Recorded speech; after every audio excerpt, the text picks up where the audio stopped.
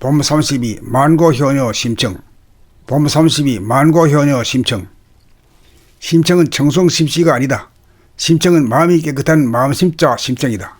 마음의 눈이 먼 아버지, 중생심의 아버지, 신봉사를 구하기 위해 공양미 300석에 몸을 팔아 인당수에 몸을 던졌는데 사해의 용왕의 도움으로 다시 살아나 한떨기 연꽃으로 피어나 왕후가 되어 아버지를 만나기 위해 전국의 봉사들을 위한 잔치를 벌이고 이윽고 찾아온 아버지를 만나 아버지라고 부르는 심청의 목소리를 듣고 내 딸 심청아 어디 보자 하는 순간 신봉사가 눈을 뜨고 거기 모인 봉사들이 일시에 눈을 뜨게 된다는 것이 심청전의 줄거리이다.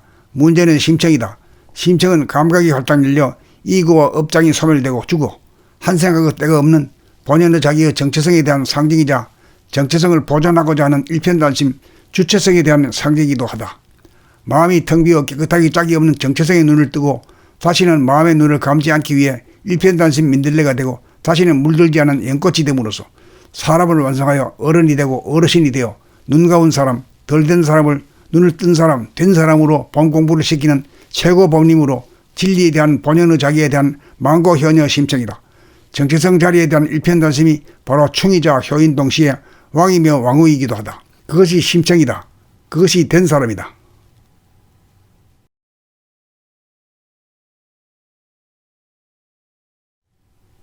봄 32 만고효녀 심청. 봄 32 만고효녀 심청. 심청은 청송심씨가 아니다. 심청은 마음이 깨끗한 마음심자 심청이다. 마음의 눈이 먼 아버지, 중생심의 아버지, 신봉사를 구하기 위해 공양미 300석에 몸을 팔아 인당수에 몸을 던졌는데 사해의 용왕의 도움으로 다시 살아나 한떨기 연꽃으로 피어나 왕후가 되어 아버지를 만나기 위해 전국의 봉사들을 위한 잔치를 벌이고 이윽고 찾아온 아버지를 만나 아버지라고 부르는 심청의 목소리를 듣고 내 딸 심청아 어디 보자 하는 순간 신봉사가 눈을 뜨고 거기 모인 봉사들이 일시에 눈을 뜨게 된다는 것이 심청전의 줄거리이다. 문제는 심청이다. 심청은 감각이 활짝 열려 이구와 업장이 소멸되고 죽어 한 생각의 때가 없는 본연의 자기의 정체성에 대한 상징이자 정체성을 보존하고자 하는 일편단심 주체성에 대한 상징이기도 하다.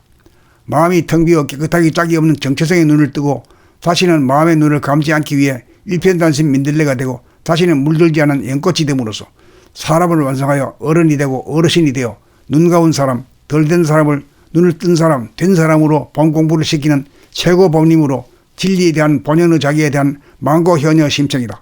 정체성 자리에 대한 일편단심이 바로 충이자 효인 동시에 왕이며 왕후이기도 하다. 그것이 심청이다. 그것이 된 사람이다.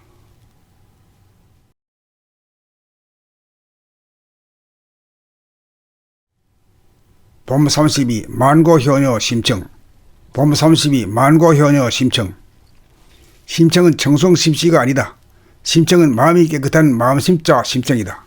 마음의 눈이 먼 아버지, 중생심의 아버지, 신봉사를 구하기 위해 공양미 300석에 몸을 팔아 인당수에 몸을 던졌는데 사해의 용왕의 도움으로 다시 살아나 한떨기 연꽃으로 피어나 왕후가 되어 아버지를 만나기 위해 전국의 봉사들을 위한 잔치를 벌이고 이윽고 찾아온 아버지를 만나 아버지라고 부르는 심청의 목소리를 듣고 내 딸 심청아 어디 보자 하는 순간 신봉사가 눈을 뜨고 거기 모인 봉사들이 일시에 눈을 뜨게 된다는 것이 심청전의 줄거리이다. 문제는 심청이다.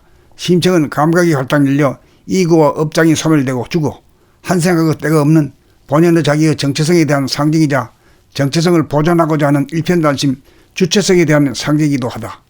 마음이 텅 비어 깨끗하기 짝이 없는 정체성의 눈을 뜨고 다시는 마음의 눈을 감지 않기 위해 일편단심 민들레가 되고 다시는 물들지 않은 연꽃이 됨으로써 사람을 완성하여 어른이 되고 어르신이 되어 눈 가운 사람, 덜 된 사람을 눈을 뜬 사람, 된 사람으로 본 공부를 시키는 최고 법림으로 진리에 대한 본연의 자기에 대한 만고효녀 심청이다.